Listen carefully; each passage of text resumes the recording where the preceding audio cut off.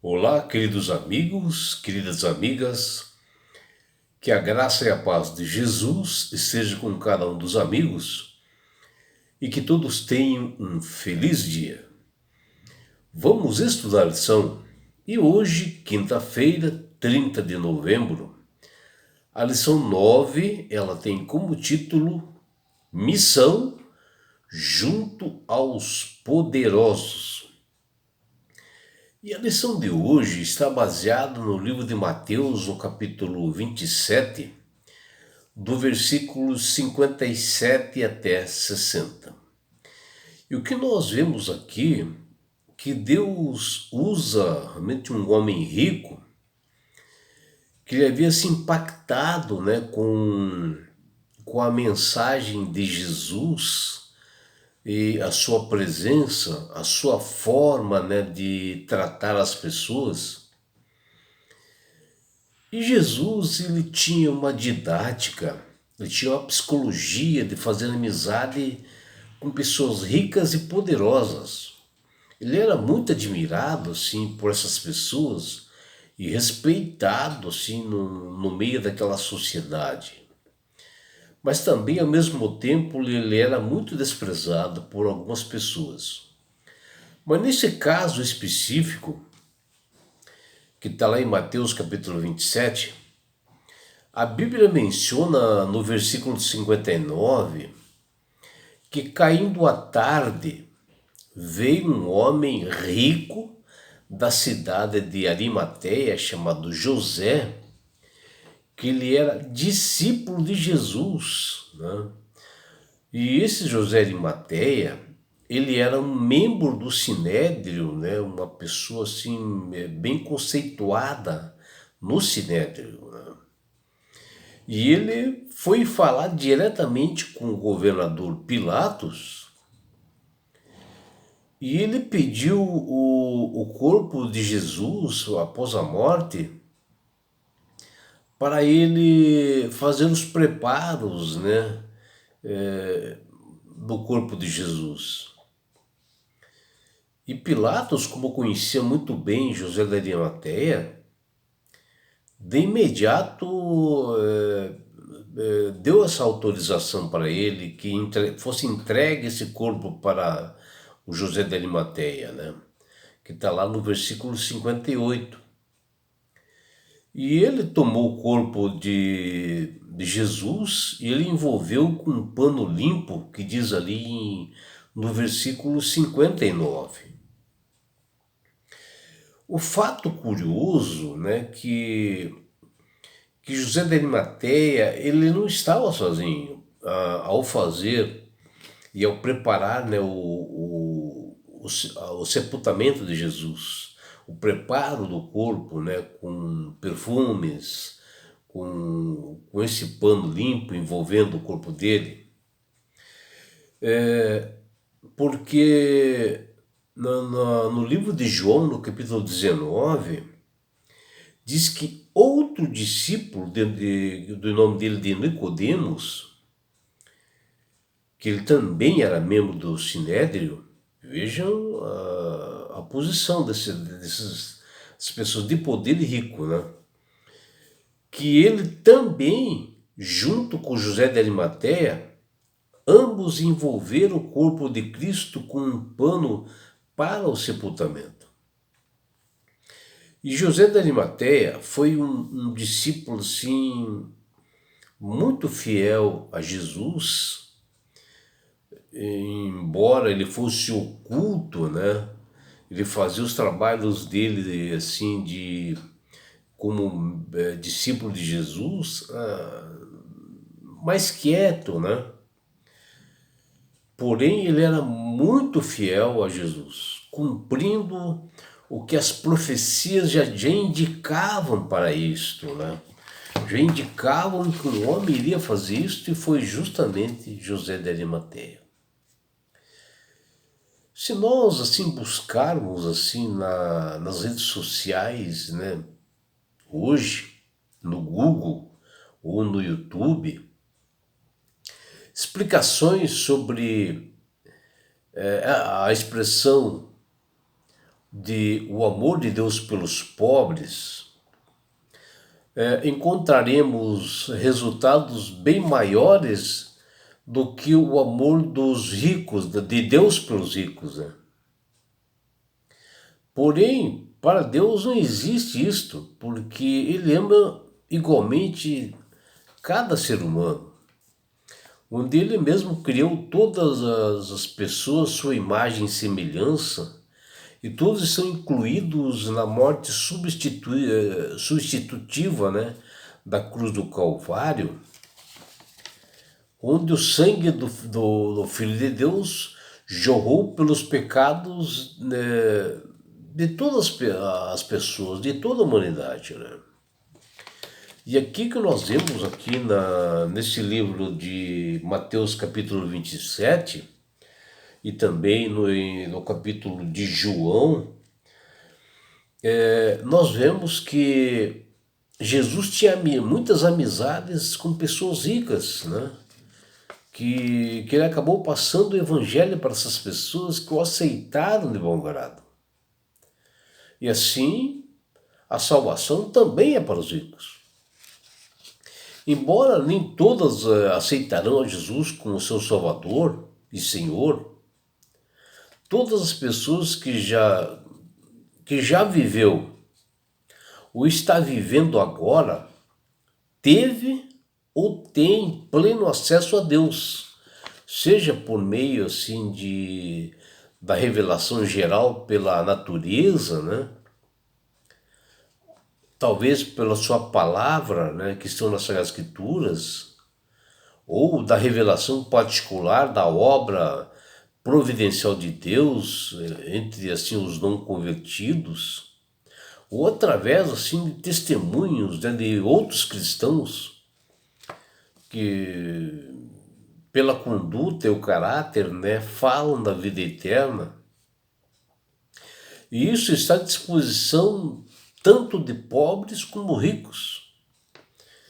E isto em todos os lugares.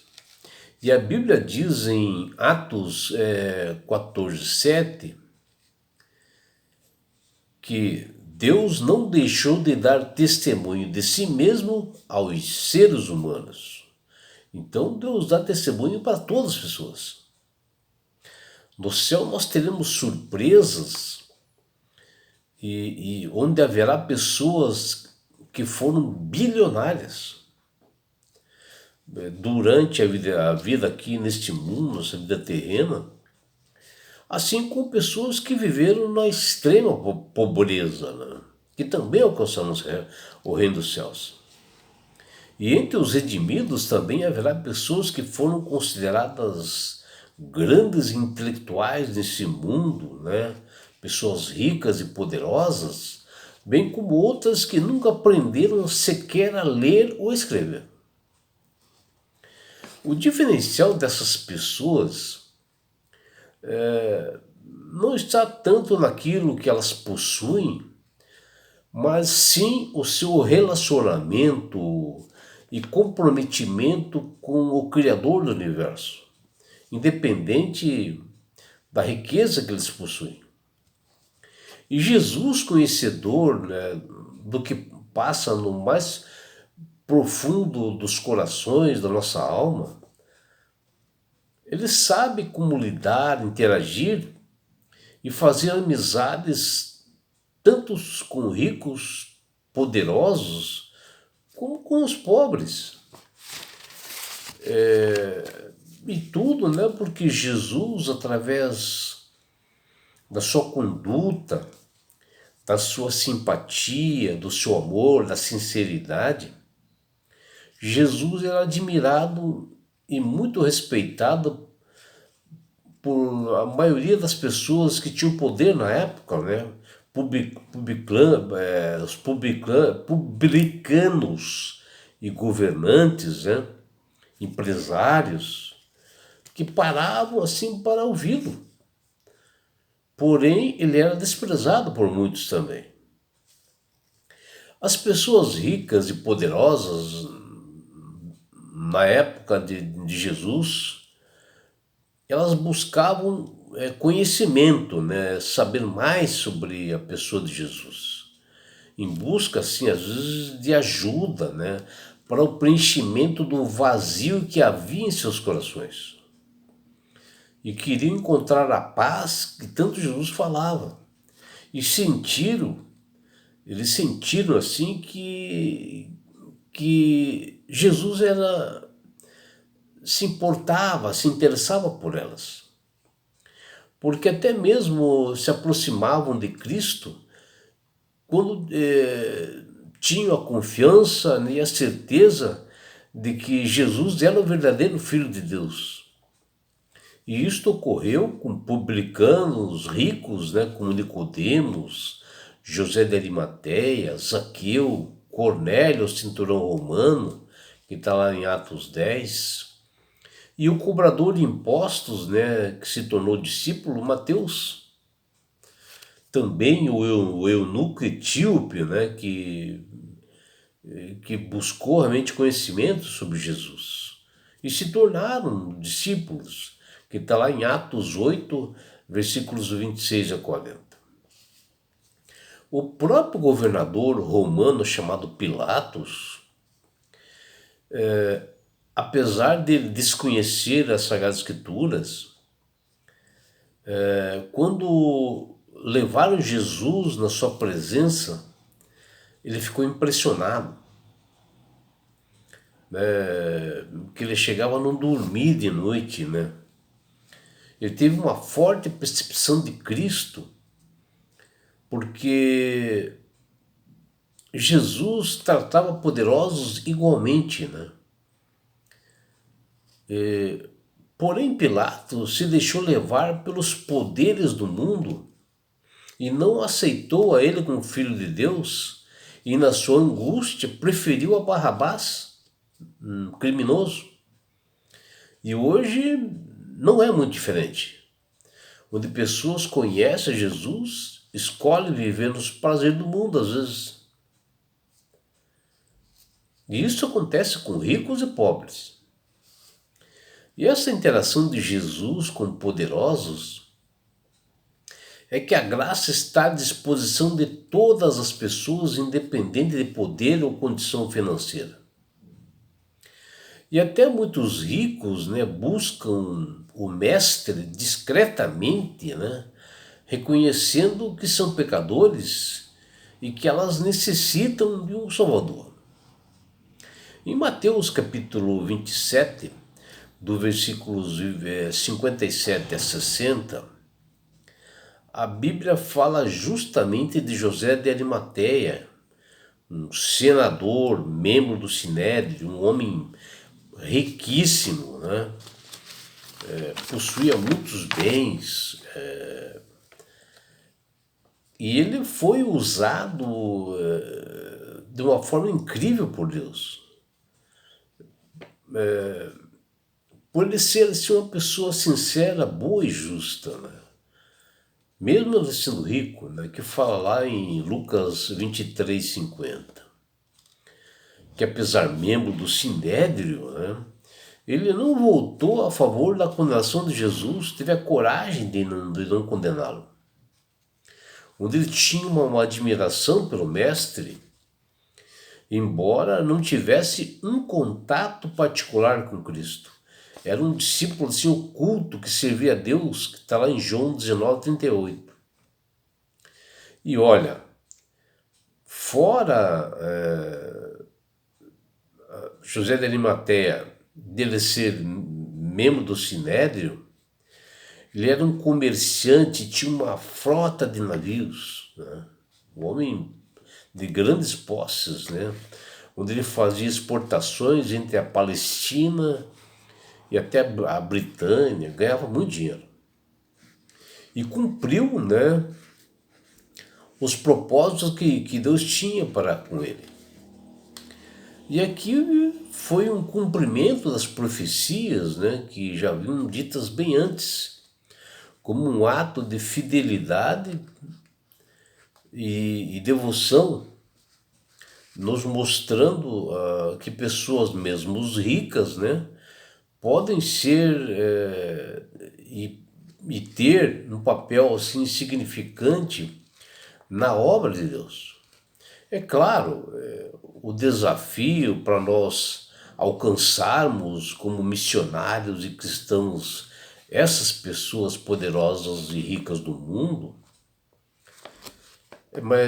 mas nós temos que saber e usar a mesma didática de Jesus, que tinha com esses poderosos, e interagir com sinceridade, se infiltrar no meio da sociedade, sermos sinceros com eles, né? Atenciosos, sem olhar o que eles possuem, e sim buscar que eles invistam na salvação, mostrar que eles saberem que a salvação está à disposição de todos e que o único caminho para que realmente ganhe a vida eterna é através de Cristo Jesus. E é por isso, meu amigo, minha amiga, que Deus tem falado com todas as pessoas através do poder do Espírito Santo para que aceitem a Jesus como Salvador e Senhor. E o Espírito Santo tem trabalhado grandiosamente nos dias de hoje. Porque quando você aceita Jesus como Salvador e Senhor, você passa a ser uma pessoa sábia, uma pessoa que sabe manusear bem as Sagradas Escrituras, uma pessoa que sente, né, o interesse na pessoa de Cristo e deseja obter a salvação, assim como aqueles poderosos, né, Nicodemos, José de Arimateia, eram ricas, mas que a riqueza não influenciou na decisão deles. Né? Por quê? Porque tiveram entendimento da palavra de Deus, eles ouviram a voz do Espírito Santo. E não é só isso, meu amigo, minha amiga. Quando você aceita Jesus como Salvador e Senhor, você ganha de Deus esse presente que chama-se salvação. E com isto, Jesus vai levar-te para as mansões celestiais. Um lugar, meu amigo, minha amiga, que não haverá mais morte, não haverá mais preocupações, não haverá mais aflições. E sabe por que Deus quer fazer isto com você, minha amiga? Com você, meu amigo? Porque Jesus te ama. Abraços do seu amigo João Carlos Amorim.